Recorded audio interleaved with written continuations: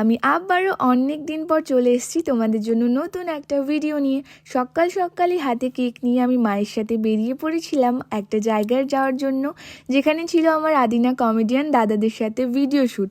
আমরা করছিলাম funny video shoot, যেগুলো চলে এসছে কালকে আর আজকে, হয়তো তোমরা দেখতে পেয়েছো। আরও অনেক ভিডিও আসবে, তো সেগুলোই শ্যুট কমপ্লিট করে চলে এসেছিলাম বাড়ি। দেন আমি বাড়ি এসে আবারও রেডি হয়ে যাই, কারণ যাব আজকে গাজল কলেজে। সেখানে ছিল নন্দী সিস্টারের কনসার্ট, যেখানে আমি যাচ্ছিলাম দিদির সাথে।